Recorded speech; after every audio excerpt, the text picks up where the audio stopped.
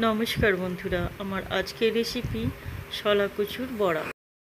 কচুটা এইভাবে পাতলা করে কাটাটাই একটা ডিফিকাল্ট ব্যাপার। দেখা যাক পারি কি না কাটতে।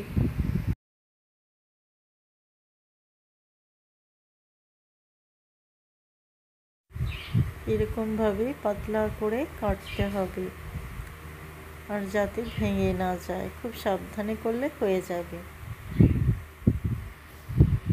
কেননা এটা তেলের মধ্যে যেন একদম ভালো মতো ভাজা হয়ে যায়, নাহলে গলায়ও লাগতে পারে। জানি না, আমি ফার্স্ট টাইম করছি তো, দেখা যাক কী হয়।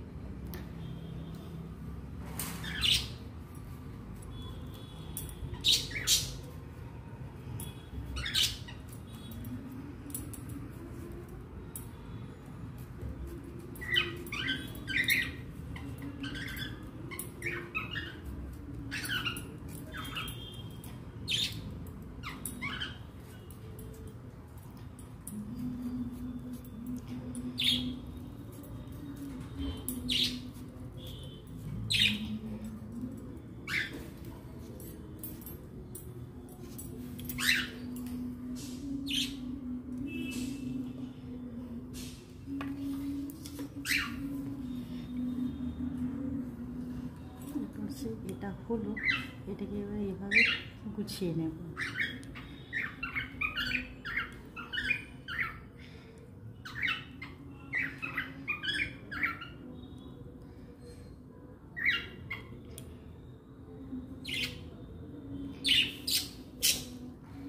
এরকমভাবে করে নেব।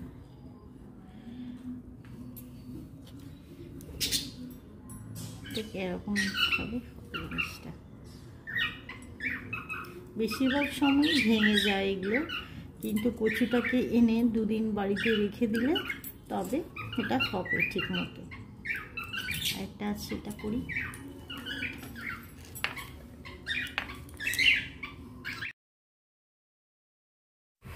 কেটে কুটে রেডি করা হয়ে গেছে, এবার ব্যাটারটা রেডি করে নেব। তো এখানে যে ব্যাটারটা রেডি করব, সেটা চাল গুঁড়োর পরিমাণটা বেশি দেব, বেসনটা কম দেব। এটা হচ্ছে চাল গুঁড়ো,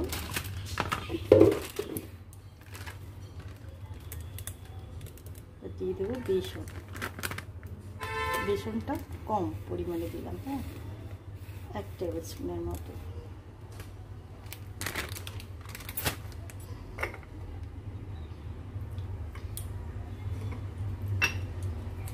এবার দিয়ে দিচ্ছি পরিমাণ মতো লবণ,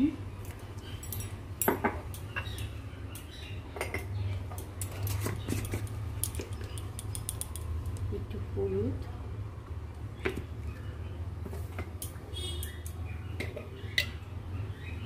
সামান্য একটু লঙ্কা গুঁড়ো,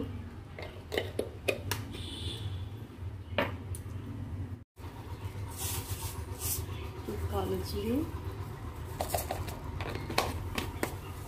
আর দিয়ে দেবো লঙ্কা রসুন বাটা।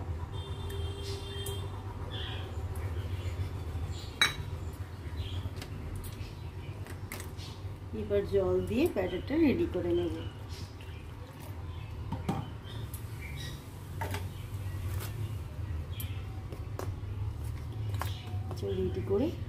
রেডি করে আপনাদের দেখাচ্ছি। দেখুন ব্যাটারটা আমার রেডি হয়ে গেছে। তো ওই ব্যাটারটা আমি কিন্তু পাতলা করিনি, একটু থকথকে টাইপের করেছি।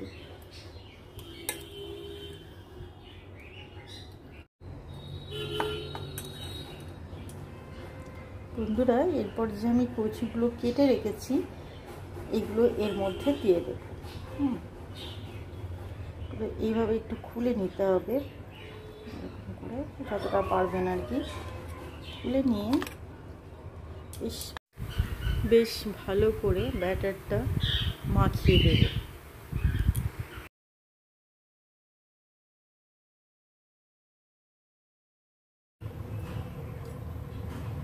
ভাজার জন্য কড়াইতে তেল দিয়ে দিচ্ছি। যে কোনো তেলই দিতে পারেন, সর্ষে তেল বা সাদা তেল, যে কোনো। তেলটা গরম হয়ে যায়, এবার আমি এটা এখানে দিয়ে দিচ্ছি, আরেকটা বানিয়ে নিচ্ছি।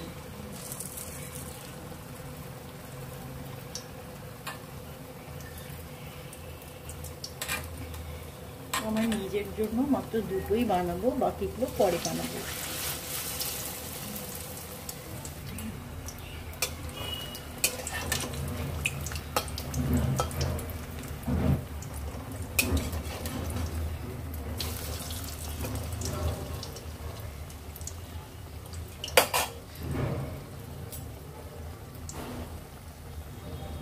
এটা দু পিঠ উল্টে পাল্টে ভালো করে ফ্রাই করে নেব।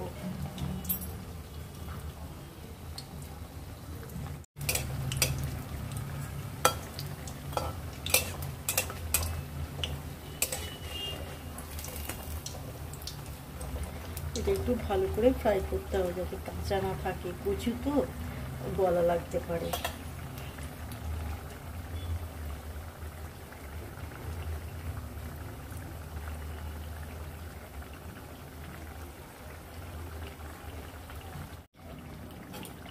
এটা দুই পিঠই লাল লাল করে সুন্দর করে ভাজা হয়ে গেছে, এবার আমি তুলে নিচ্ছি। বন্ধুরা, এই শলা কচুর বড়া আমি গরম ভাতের সাথে খেয়েছিলাম, কিন্তু গলায় লাগেনি। তো আপনারাও বাড়িতে একবার করে খেয়ে দেখতে পারেন, আশা করি ভালো লাগবে।